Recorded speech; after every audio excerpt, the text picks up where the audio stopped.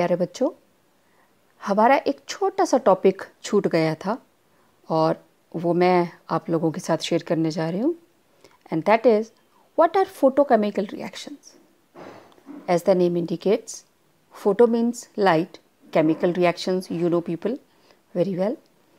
So the chemical reactions whose rates are influenced by radiations, particularly from ultraviolet and visible light, right? तो those are called photochemical reactions. ठीक है. अच्छा, मैं अगर example लूँ अपनी डेली लाइफ के अंदर, आप लोगों ने ये कहाँ देखी होती है? सबसे बेस्ट एग्जाम्पल इसका फोटोसिंथेसिस.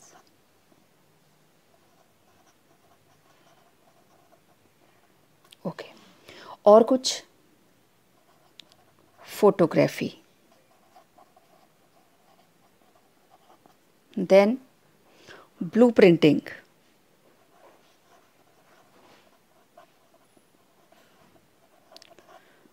तो ऐसी बहुत सी रिएक्शंस हैं हमारी डेली लाइफ के अंदर जिसको हम रेडिएशंस की प्रेजेंस में ही यूज़ करते हैं. ठीक है, हमारे पास बहुत सारे ऐसे प्रोसेसेस हैं जिसके अंदर हम लोग यूज़ करते हैं फोटोकेमिकल सिंथेसिस ऑफ कंपाउंड्स. बहुत से कंपाउंड्स हैं जिनको हम फोटोकेमिकल रिएक्शन से बनाते हैं. ठीक है, और ये जो एनर्जी है फोटोकेमिकल रिएक्शंस के अंदर मेन क्या रहता है? जो हमारी थर्मोकेमिकल रिएक्शंस होती है ना, उसके अंदर हम एक्टिवेशन कैसे देते हैं? टेम्परेचर बढ़ाकर. लेकिन यहाँ पे हम एक्टिवेशन कैसे दे रहे हैं? रेडिएशन की हेल्प से.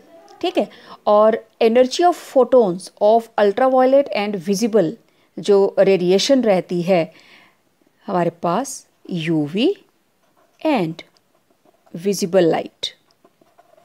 ठीक है, इनका जो हमारे पास एनर्जी है उसकी रेंज रहती है 200 टू 450 किलो जूल पर मोल. और जो हमारे पास एनर्जी है इंफ्रारेड रेडिएशंस की, that is 10 to 200 kilo joule per mole. तो these are energies of ultraviolet and IR radiations. ठीक है. अच्छा, चलिए मैं आपको एग्जाम्पल लेती हूँ. Let it be photosynthesis. Right, इस प्रोसेस को थोड़ा समझने की कोशिश करते हैं.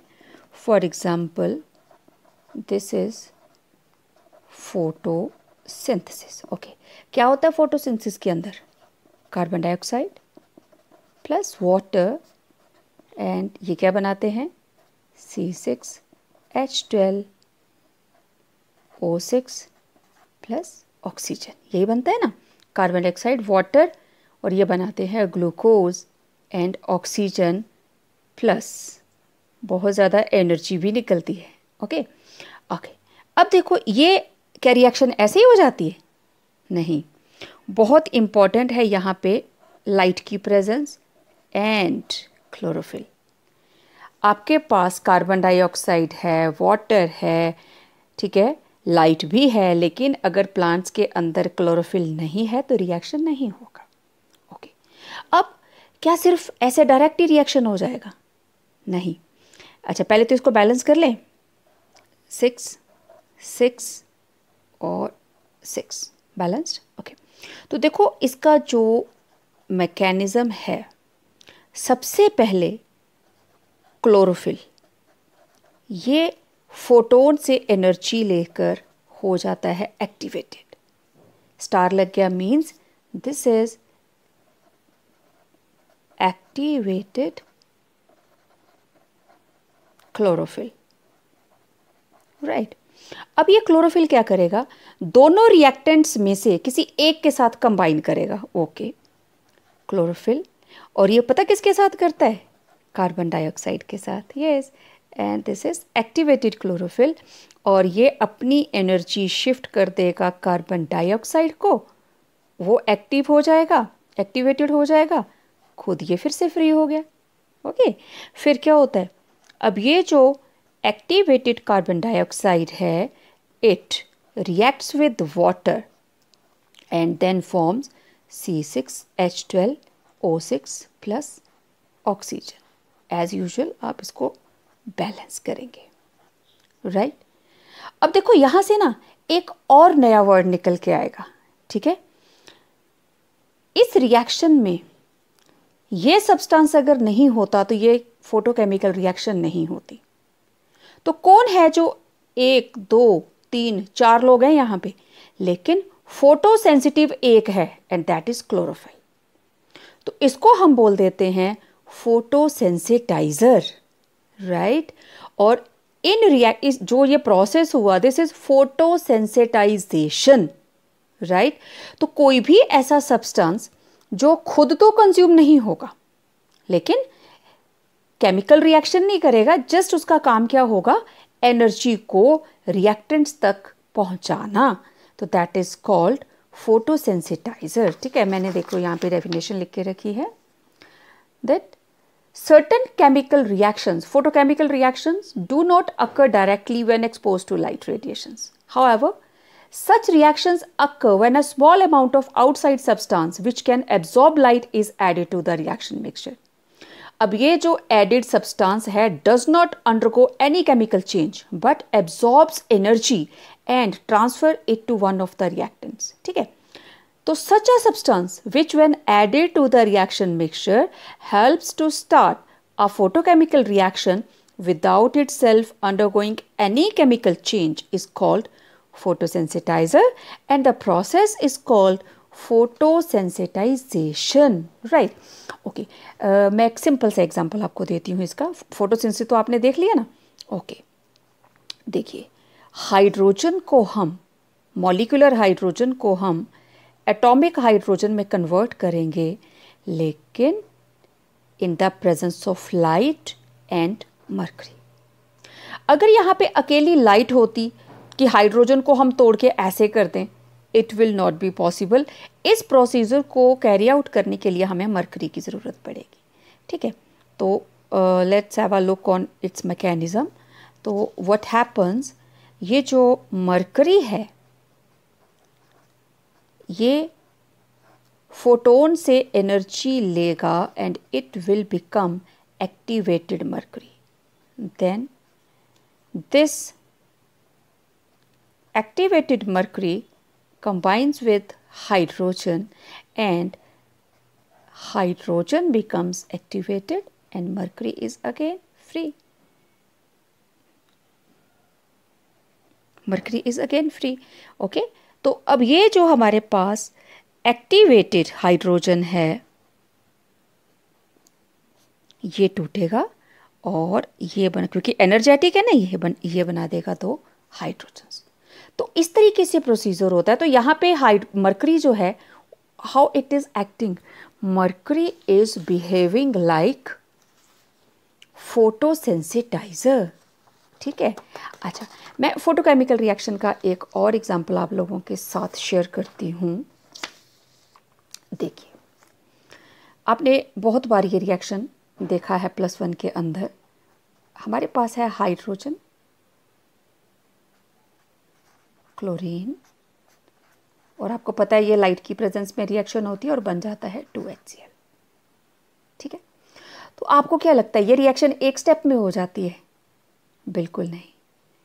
इन दोनों में से क्लोरीन, इट इज फोटोसेंसिटिव, ये सबसे पहले रिएक्ट करेगा क्योंकि इसी का बॉन्ड आसानी से टूट सकता है। तो इस मैकेनिज्म के अंदर क्या होता है, सबसे पहले क्लोरीन लाइट एब्सॉर्ब करके बन जाता है क्लोरीन एक्टिवेटेड। अगले स्टेप के अंदर ये जो एक्टिवेटेड क्लोरीन है ये 2 फ्री रेडिकल्स में टूट जाता है। क्लोरीन क्लोरीन ऐसे जुड़ा हुआ है ना, तो ये दोनों अपना अपना इलेक्ट्रॉन लेके अलग हो जाते हैं, ठीक है। अब ये जो फ्री रेडिकल बना है ना, इस पर्टिकुलर स्टेप को बोलते हैं चेन इनिशिएशन स्टेप। ये फर्स्ट स्टेप है, चेन इनिशिएशन स्टेप। यहां से चेन इनिशिएट हो गई, ओके। अब देखो नेक्स्ट क्या हुआ। ये रहा एक क्लोरीन फ्री रेडिकल, ये हाइड्रोजन के साथ कंबाइन करता है और बनाता है HCl, और साथ में क्या इसने निकाल दिया, hydrogen free radical. Okay, in turn hydrogen free radical combine करता है क्लोरीन के साथ और फिर से बना देता है HCl और बन गया क्लोरीन फ्री रेडिकल। ये दोनों ही स्टेप बार बार रिपीट होते हैं और यहाँ से चेन की प्रोपेगेशन स्टार्ट हो गई। This is chain propagation step. यहाँ से चेन प्रोपेगेट करनी शुरू कर गई। ओके, अब रिएक्शन रुकेगी कैसे? या तो एक H और एक Cl फ्री रेडिकल आमने सामने आके क्या बन गए, HCl, या फिर कई बार क्या होता है, दो क्लोरीन फ्री रेडिकल आमने सामने आए और ये बन गई क्लोरीन ना। यहाँ पे क्या हो गई, अब चेन टर्मिनेट, तो this is called chain terminating step. तो देखो आपने हाइड्रोजन की डिसोसिएशन के बारे में पढ़ा, ठीक है, ये थी हाइड्रोजन की dissociation, this is a photochemical reaction. Okay, ये रही combination of hydrogen and chlorine to form HCl. Again, this is photochemical reaction, right?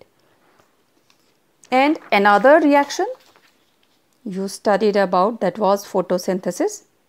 This is again photochemical reaction.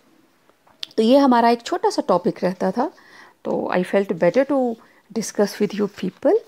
And most importantly आज मुझे आप लोगों से बात करनी है कुछ ऐसे फॉर्मूलाज़ के साथ, क्योंकि मैं आप लोगों का टेस्ट बना रही थी तो मेरी नज़र पड़ी कुछ न्यूमेरिकल्स के ऊपर जो इसमें JEE मेन में, AAAT में और नीट में पूछे गए थे। तो मुझे लगा कि मुझे आप लोगों को बताना चाहिए, सो दैट सिर्फ बोर्ड के एग्ज़ाम्स में नहीं, जब आप नीट और JEE के एग्ज़ाम्स करें तब भी आपको थोड़ी सी आसानी रहे, आप आसानी से इनको सॉल्व कर पाएँ। ठीक है, तो मैं आपको जस्ट एक क्विक रिवीजन दूंगी और एक दो न्यूमेरिकल्स भी करके दिखाऊंगी, सो दैट आप कल का टेस्ट अच्छे से दे सकें। ओके, अब देखिए, फर्स्ट ऑर्डर रिएक्शन के लिए इस फॉर्मूला को आप अच्छे से जानते हैं, K equal to 2.303 upon T log ऊपर initial concentration upon final concentration. या तो आप इस फॉर्म में लिखते हो या आप इस फॉर्म में लिखते हो। ओके, फिर फर्स्ट ऑर्डर का ही जब हम हाफ लाइफ पीरियड निकालते हैं तो that is T half 0.693 upon K। Clear? Okay, इसके बाद मान लीजिए आपको n हाफ लाइफ पीरियड्स के बाद का अमाउंट पता करना है कि कितना बचा। Amount of reactant left after n half life periods, तो ये हमेशा बराबर होता है A amount left equal to initial concentration upon 2 raise to power n। तो इसको अगर मैं 2 रेज़ टू पावर n को इधर ले जाऊं और इसको इधर ले आऊं तो फॉर्मूला क्या बन गया, 2 raise to power n A0 upon final concentration. Okay, अच्छा अब देखो, amount of reactant after 1 half life कितना होगा, A0 by 2। After 2 half life, जो ऊपर है लाइफ उसका हाफ कर दो तो कितना आ गया, A0 upon 2 raise to power 2। Okay, after 3 half life, जो ये बचा 2 का उसका भी हाफ कर दो, ये आ गया। देन अगर n लाइफ्स आ जाए हमारे पास तो अमाउंट कितना बचेगा, initial concentration upon 2 raise to power n। ठीक है, ओके, मैं इसका एक न्यूमेरिकल आप लोगों के साथ शेयर करती हूँ। Okay, the half life period of a substance in a certain enzyme catalysed reaction is 138 second. तो find the time required for the concentration of substance to fall from 1.28 milligram per litre to 0.04 milligram per litre. Okay, तो statement को देखकर confuse मत होइए, आप लोगों को given है T half, it is 138 seconds. ठीक है, T half is 138 second. Okay, तो आपके पास दो कंसेंट्रेशंस हैं, ये है इनिशियल और ये है फाइनल। ओके, तो आपके पास है A0, इट इज 1.28 एंड आपके पास है A, इट इज़ 0.04, ठीक है, जो भी आपके पास यूनिट है milligram per litre, right.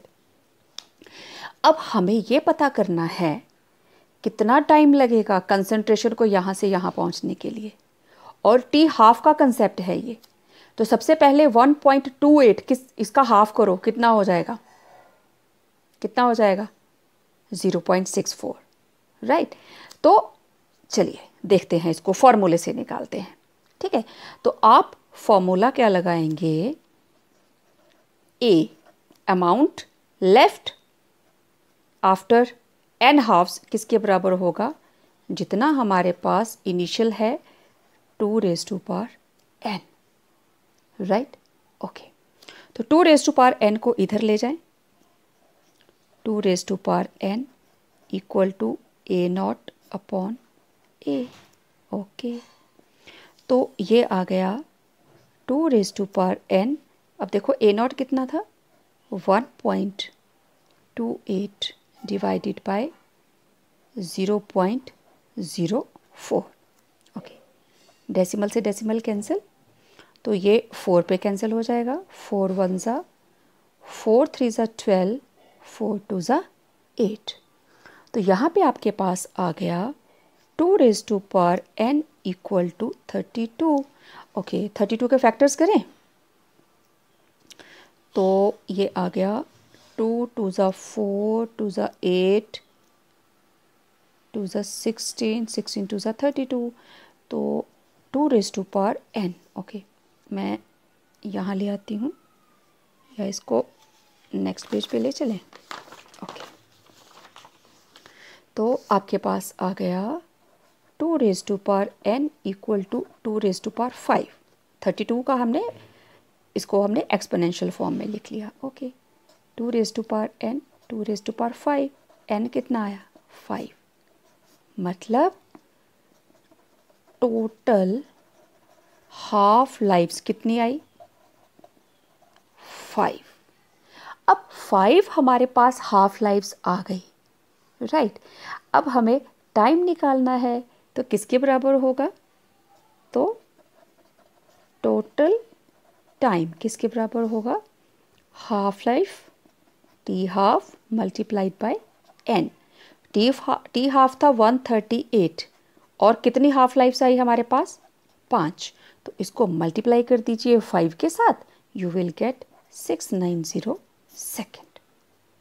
Got my point. किस तरीके से हमने किया, आपने क्या करा, आपको 2 कंसंट्रेशंस गिवन थी, टी हाफ गिवन था कि रिएक्शन का टी हाफ है 138 सेकेंड, तो बोलते हैं बताओ कितना टाइम लगेगा जब इनिशियल कंसंट्रेशन ये थी और बाद में ये बच गई, ठीक है। अच्छा, अब मैं इसको एक और तरीके से आपको बताती हूँ। देखो, आपके पास था 1.28, यही था ना, ओके। इसका हाफ करो, कितना आया 0.64, इसका हाफ करो 0.32, इसका हाफ करो 0.16, ओके। इसका हाफ करो 0.08, इसका हाफ करो 0.04, ठीक है। देखिए कितने टी हाफ है, पहला टी हाफ, दूसरा टी हाफ, तीसरा टी हाफ, चौथा टी हाफ, पांचवा टी हाफ, ऐसे निकालते हैं ना। जितनी कंसंट्रेशन थी फर्स्ट टी हाफ, मतलब 138 सेकेंड में कितना रह गया, इसका हाफ। अगला टी हाफ अगेन 138 सेकेंड्स रह गया इतना, अगेन 138 सेकेंड, 138 सेकेंड, 138 सेकेंड। तो या तो इनको प्लस कर लो, आपके सामने दिखाई दे रहा, 5 स्टेप लगे total, first, second, third, fourth, fifth. और इस चीज़ को आप एक सिंपल से फॉर्मूला से निकाल सकते हो, एंड फॉर्मूला इज दिस। आप यहाँ से डायरेक्ट n निकाल सकते हो, नंबर ऑफ हाफ लाइव्स, और टोटल हाफ लाइव्स कितनी लगेंगी और टोटल टाइम कितना लगेगा, आसानी से कैलकुलेट कर सकते हो। तो सिंपल। अच्छा, कई बार आपको डायरेक्ट दिया है ना टी हाफ, कई बार ऐसा दिया होगा कि कोई रिएक्शन है, let it be initial concentration 80 से 40 हो गई इतने मिनट में, तो आपको देख लेना है कि 80 से 40 हो रही है, वो हाफ लाइफ पीरियड दिया गया है। ठीक है, तो इस तरीके से आप इसको सॉल्व करेंगे।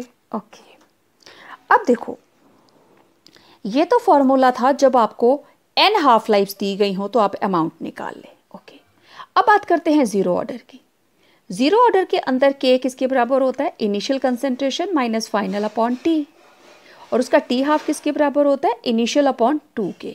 ये फॉर्मूलाज आपने डिराइव किए हैं। ओके, अब एक चीज़ और देखिए, from integrated rate law t half किसके बराबर? देखो, जीरो ऑर्डर के लिए t half is directly proportional to concentration, initial concentration पे डिपेंड करता है। ये देखिए, t half depends upon initial concentration. Okay, for first order, अब अगर आपको फर्स्ट ऑर्डर की, ये देखिए फर्स्ट ऑर्डर का टी हाफ किसके बराबर है? 0.693 अपॉन के। यहां कहीं पे भी इनिशियल कंसंट्रेशन नहीं है, तो इस फॉर्मूला को अगर आपको कंसंट्रेशन के साथ लिखना हो तो आप क्या लिखेंगे? फर्स्ट ऑर्डर के लिए T half it is directly proportional to A not raise to power 0, anything raise to power 0 equal to 1, तो आ गया ना, independent of initial concentration. Okay, second order reaction के लिए it is inversely proportional to A not और directly proportional to A not raise to power -1, और अगर nth order हो, कोई भी ऑर्डर हो, फर्स्ट सेकंड थर्ड कोई भी हो, nth ऑर्डर जनरल हमारे पास टर्म क्या आती है कि T half it is 1 upon A not raise to power n-1, it is directly proportional to 1 upon A not और नीचे ए नॉट की वैल्यू n-1। ओके, अब देखो, अब इसमें अगर आप मान लो फर्स्ट ऑर्डर है तो आप यहाँ क्या करेंगे? 1 -1 0, आ गई ना वही वाली वैल्यू। ठीक है, तो when we have two different initial concentrations and find their corresponding t half, किस तरीके से? let t half 1 and t half 2, हमारे पास दो इनिशियल कंसेंट्रेशंस हैं। ठीक है, तो टी हाफ की initial concentration naturally A not, दूसरी की ए नॉट, तो ये रही 1 की कंसेंट्रेशन और ये रही 2 की कंसेंट्रेशन, और फॉर्मूला हमारे पास यही है, T half equal to 1 upon A not n-1। तो अगर ये 1 है तो इसका यहाँ नीचे आएगा 2 का, इसको जब डिवाइड करेंगे तो ऊपर जाएगा फॉर्मूला। तो टी हाफ 1 नीचे आ गया, इन्वर्स में है, डिवाइडेड बाय टी हाफ 2 ऊपर चला गया। तो यहाँ से आप डायरेक्ट ऑर्डर ऑफ रिएक्शन निकाल सकते हैं, इनको दोनों को एक वैल्यू में लेके n-1 ऊपर लिख सकते हो आप। ठीक है, तो चलिए इसको न्यूमेरिकल करके देखते हैं। एक मैंने numerical, yes I have written the statement.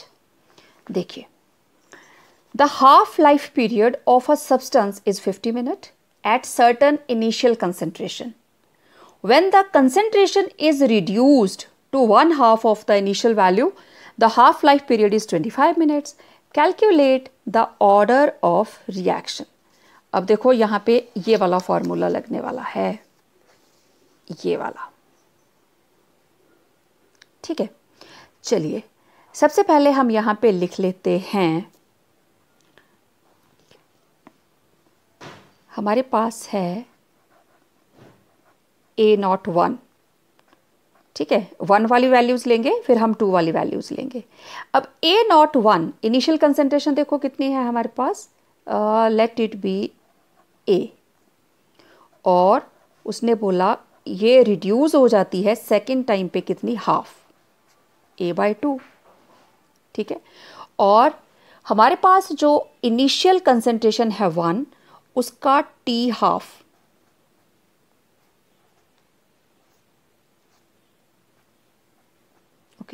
T half कितना है? 50 मिनट्स, और इसके साथ टी हाफ जो 2 है वो कितना है? 25 मिनट्स। ओके, तो calculate order of the reaction. आपको पता चल गया ना क्या किया हमने। वो कहता है initial when concentration is reduce to 1/2 of the initial value. तो इनिशियल हमने कितनी ली A, तो बाद में कितनी हो गई सेकेंड टाइम A/2। तो T12 क्या था 50 और बाद में कितना हो गया 25। ओके, अब देखो हमारे पास जो फॉर्मूला है वो क्या कहता है, T12 it is inversely proportional to A0 n-1। मुझे इन दोनों को डिवाइड करना है। ओके, तो व्हाट आई विल गेट, मेरे पास आएगा T12 अपॉन T12 किसके बराबर आया। T12 हमारे पास ये 2 वाली वैल्यू ऊपर जाएगी ना, ठीक है, तो ये आ जाएगा A02 और इसकी रेज टू पावर है n-1 और यहाँ 1 के नीचे 1 आएगा A01 n raise to power 1। ठीक है, अब आप लोगों को दोनों की कंसंट्रेशन की टर्म्स दी हुई हैं। ठीक है, T12 कितना है फर्स्ट वाला 50 minute. Okay, 50 upon 25 equals A कितना है A अपॉन A/2।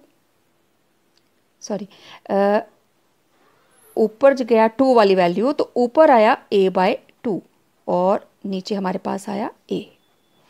ठीक है, और इनकी सबकी वैल्यूज़ आपको पता है, ये भी और ये भी n-1। ठीक है, ओके।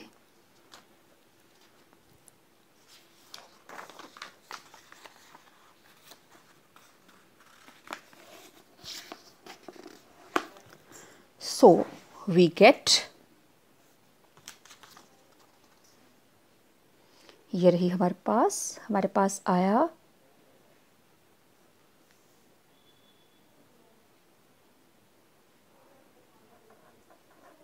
50 अपॉन 25 इक्वल टू, अब देखो 2 वाली वैल्यू ऊपर थी ना, A/2 अपॉन A और दोनों की ही वैल्यू n-1। ओके, और ये आ गया 2, A से A कैंसिल, अब ये क्या आ गया 1/2, ये बना 2 इक्वल टू 1/2 n-1। तो ये हो गया 2/1 n-1। ओके, तो 2/1 raise to power 1 equal to, अगर मैं इसको घुमा के लिख दूं 2/1 तो ये क्या हो जाएगा 1 - n। ऐसा ही होगा ना, it will B 1 - n। Okay, ये पावर्स अब बराबर हो जाएंगी, 1 इक्वल टू 1 - n, n इधर ले आओ तो n किसके बराबर हो गया 1 - 1, n विल बी 0। ओके, कौन सी रिएक्शन हुई भाई, रिएक्शन इज ऑफ 0 ऑर्डर। पता चला कैसे किया, देख लीजिए। ठीक है, अच्छा, यहाँ पे हो सकता है कुछ बच्चों को ऐसे लग रहा हो कि हमें पता नहीं चला किसकी जगह क्या लिख दिया। देखो बेटा, इसको आप ऐसे भी लिख सकते हैं, ऊपर क्या था A02, नीचे क्या है A01 और सभी की जो वैल्यू है रेज टू पावर n-1। ऐसे लिखा था ना हमने, ये वैल्यू मैंने कॉमन उसमें ले ली, ऊपर सेकंड नीचे 1, इसकी भी n-1 पावर है, इसकी भी तो हमने कॉमन करके लिख दी। अब A0 second value is A/2, यहाँ रख दी, और 1 वाली वैल्यू क्या है A, उसको यहाँ रख दिया। ठीक है, उसके आगे फिर हमने देखो इसको सॉल्व कर लिया, 50/25 A/2 अपॉन A n-1, ये चीज़ आ गई, उसको इन्वर्स करके लिख दिया और हमारे पास n की वैल्यू आ गई 0। It means it is of 0 order reaction. ठीक है, तो एक बार फिर से मैं आप लोगों को थोड़े से जो फार्मूलाज हैं उनको मैं फिर से बता दूं। ये फार्मूला सिंपल, जब आप लोग amount of reactant after n halfs निकालते हैं तो A इक्वल टू A0/2⁴n, तो आप आसानी से इसको सॉल्व कर सकते हैं। ठीक है, उसके बाद ये देखिए किस तरीके से हमने इसको डिराइव किया, आप पहले देख चुके हैं इसको। ठीक है, इसके बाद ये वाला बहुत ही इम्पॉर्टेंट है, आप यहाँ से कोई भी जब दो इनिशियल कंसंट्रेशंस गिवन होती हैं और आपके पास 2 टी हाफ दिए होते हैं तो आप आसानी से उसका रेट ऑफ रिएक्शन निकाल सकते हैं। One more easy trick to find certain type of numericals. Now we have to find increase in rate of reaction when there is increase in temperature. Okay. अब आपको पता है हमारे पास जो न्यूमेरिकल्स आते हैं 2 टेम्परेचर होंगे, एक हायर और एक लोअर, और किसके बराबर होगा दोनों का ratio 2⁻² T2 - T1 upon difference of 10 degree. 2 क्यों? Why 2? Because with every 10 degree rise in temperature rate of reaction becomes double. तो हमें ये पता करना है कि किस टेम्परेचर को हमने चेंज किया तो रेट ऑफ रिएक्शन कितना इंक्रीज करेगा। ठीक है, देखो मैंने एग्जांपल लिया यहाँ पे कि let temperature changes from 50 degree to 100 degree. तो पहला टेम्परेचर है T1, दूसरा है T2, तो 50 डिग्री से 100 डिग्री हो गया। ओके, तो दोनों का रेट हम डिवाइड करेंगे high temperature upon low temperature.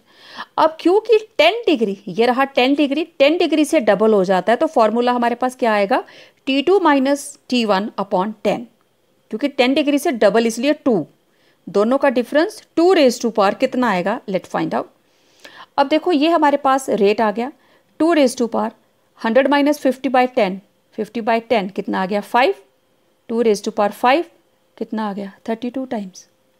तो रेट ऑफ रिएक्शन जो है that will increase 32 times. Okay, अब मान लीजिए लेट, ये इस तरह के न्यूमेरिकल में ना आपको एक चीज पक्का दी होगी, that rate of reaction becomes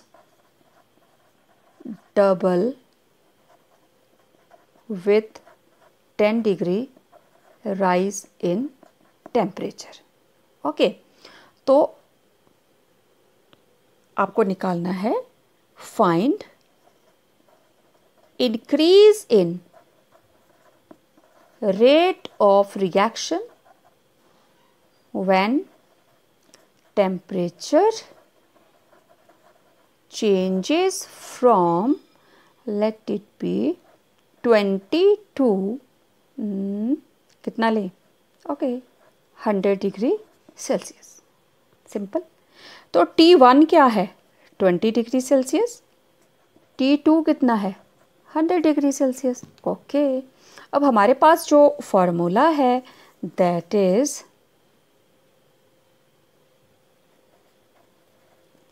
rate at T2 upon rate at T1 किसके बराबर होगा 2⁻, T2 - T1 अपॉन 10। ओके, 2 इसलिए क्योंकि रेट ऑफ रिएक्शन 10 डिग्री से डबल होता है, हमेशा डबल ही होता है। ओके, अब 2⁻, देखिए क्या आया हमारे पास 100 - 20 डिवाइडेड बाय 10, तो ये आ गया 2⁻, 80/10 और इट विल बी 2⁸. ओके, तो हमारे पास